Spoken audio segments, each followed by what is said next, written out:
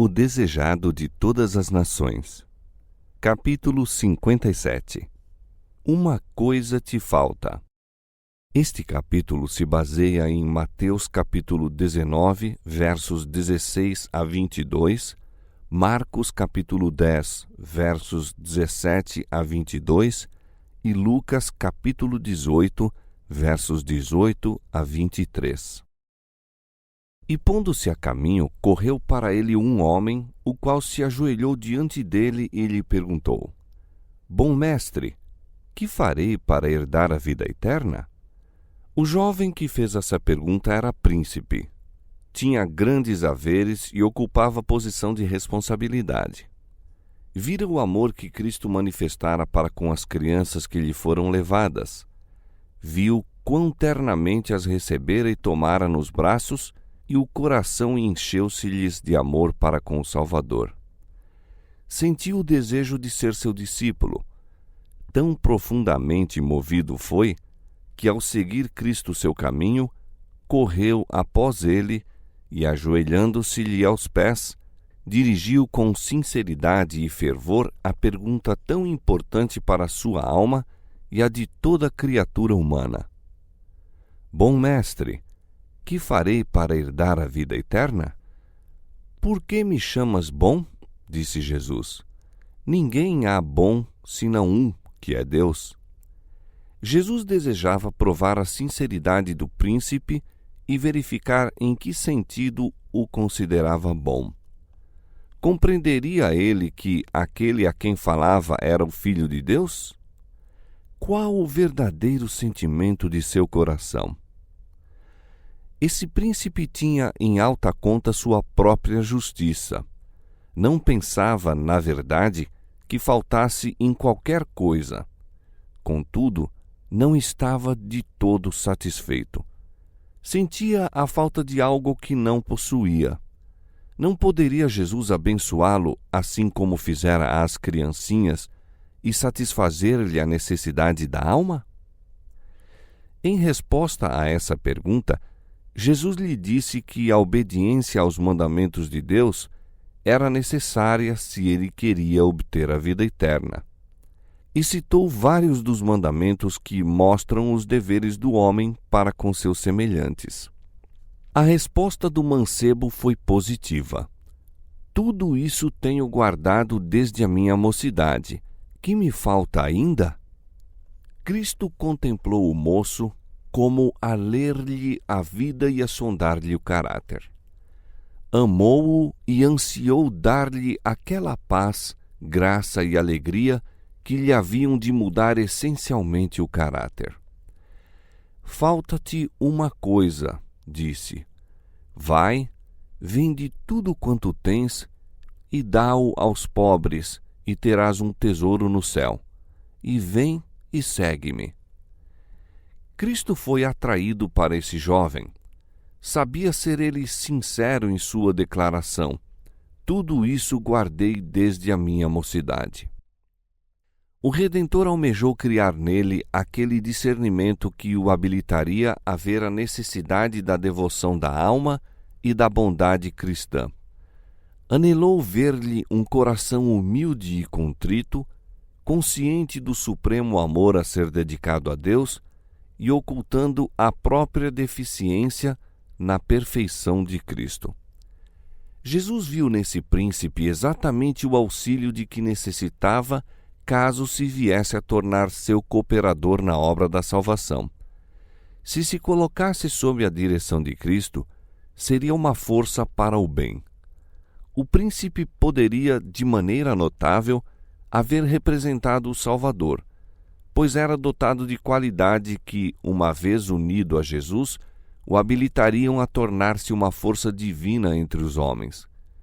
Cristo, lendo-lhe o caráter, o amou. No coração do moço estava desabrochando o amor para com Cristo, pois amor suscita amor. Jesus anelou vê-lo como coobreiro seu. Ansiou torná-lo semelhante a si próprio, um espelho em que se refletisse a semelhança divina. Anelou desenvolver-lhe a excelência do caráter e santificá-lo para o serviço do Mestre. Houvesse esse príncipe se entregado então a Cristo e teria crescido na atmosfera de sua presença. Houvesse feito essa escolha, e quão diferente teria sido seu futuro. Falta-te uma coisa, disse Jesus. Se queres ser perfeito, vai, vende tudo o que tens e dá aos pobres, e terás um tesouro no céu. E vem e segue-me. Cristo leu no coração do príncipe. Uma só coisa lhe faltava, mas essa era um princípio vital. Carecia do amor de Deus na alma. Essa falta, a menos que fosse suprida, demonstrar-se-ia fatal para ele. Toda a sua natureza se corromperia. Com a condescendência fortalecer-se-ia o egoísmo.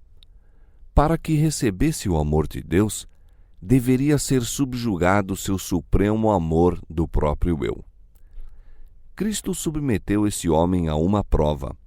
Chamou-o a escolher entre o tesouro celestial e a mundana grandeza. Era-lhes assegurado o tesouro celeste, caso seguisse a Cristo. Devia, porém, render o próprio eu, entregar a vontade à direção de Cristo. A própria santidade de Deus foi-lhe oferecida. Tinha o privilégio de tornar-se filho de Deus e co-herdeiro de Cristo no tesouro celestial. Mas devia tomar a cruz e seguir o Salvador na vereda da abnegação. As palavras de Jesus ao príncipe representam em verdade o convite: escolhei hoje a quem sirvais. A escolha foi deixada ao seu arbítrio. Jesus estava sequioso de sua conversão. Mostrara-lhe o foco infeccioso no caráter e com que profundo interesse observava o resultado ao pesar o mancebo a proposta. Se decidisse seguir a Cristo, deveria em tudo obedecer-lhe as palavras. Deveria dar as costas a seus ambiciosos projetos. Com que vivo, ansioso anelo, com que sede da alma contemplava o Salvador o moço, esperando que cedesse ao convite do Espírito Santo. Cristo apresentou os únicos termos que poderiam colocar o príncipe em condições de aperfeiçoar o caráter cristão. Suas palavras eram palavras de sabedoria, conquanto parecessem severas e exigentes. Aceitá-las e obedecer-lhes era a única esperança de salvação para o jovem. Sua elevada posição e os bens que possuía estavam exercendo em seu caráter uma sutil influência para o mal. Se acariciados, suplantariam a Deus em suas afeições. Reter do Senhor pouco ou muito era conservar aquilo que lhe diminuiria a força e a eficiência moral, pois se as coisas deste mundo são nutridas, embora incertas e sem valor, tornar-se-ão de todo absorventes. O príncipe foi pronto em discernir o que as palavras de Cristo envolviam e ficou triste. Houvesse compreendido o valor do dom oferecido, e desde logo se teria alistado entre os seguidores de Cristo. Era membro honrado do Conselho dos Judeus, e Satanás o estava tentando com lisonjeiras perspectivas quanto ao futuro. Queria o tesouro celestial, mas desejava igualmente as vantagens temporais que as riquezas lhe trariam. Entristeceu-se de que existissem essas condições. Queria a vida eterna, mas não estava disposto a fazer o sacrifício.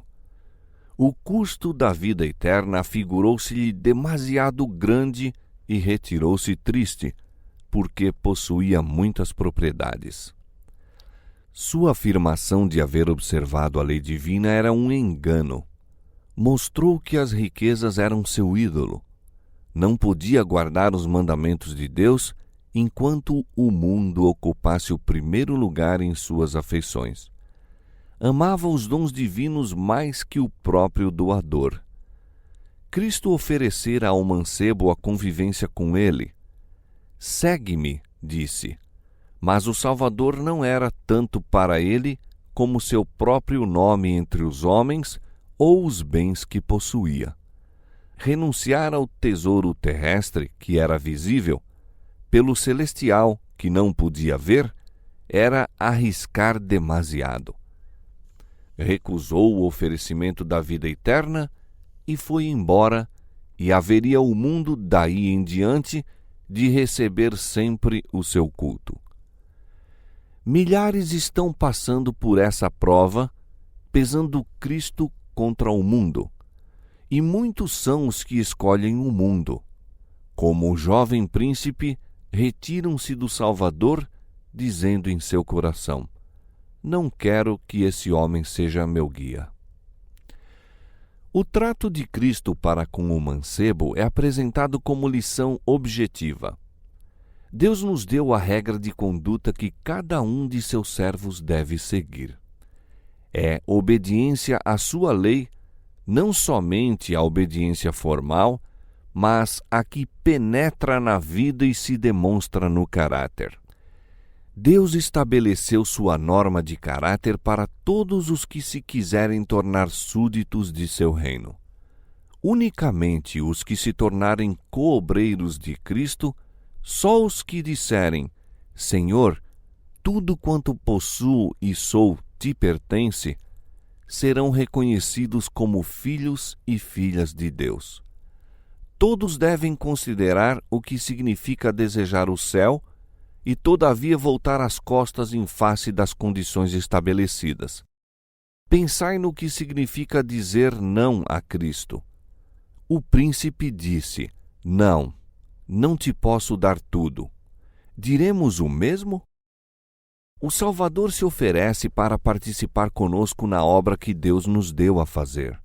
Propõe servir-se dos meios que Deus nos deu para levar avante sua obra no mundo. Unicamente por essa maneira nos pode ele salvar. Os bens do príncipe lhe foram confiados para que se demonstrasse um fiel mordomo. Devia servir-se desses bens para benefício dos necessitados.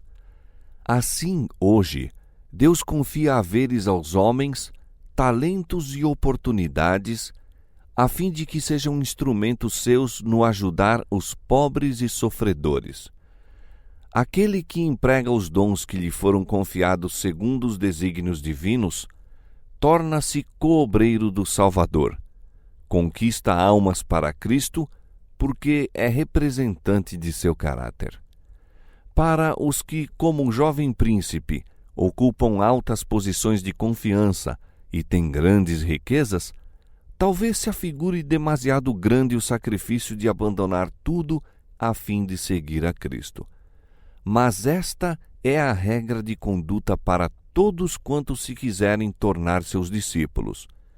Coisa alguma menos que obediência pode ser aceita. A entrega do próprio eu é a essência dos ensinos de Cristo.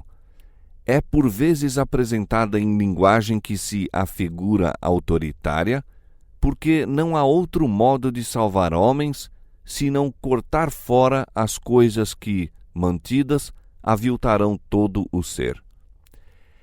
Quando os seguidores de Cristo lhe devolvem o que lhe é devido, estão acumulando tesouro que lhe será entregue quando ouvirem as palavras: bem está, bom e fiel servo, entra no gozo do teu Senhor. O qual, pelo gozo que lhe estava proposto, suportou a cruz, desprezando a afronta, e assentou-se à destra do trono de Deus.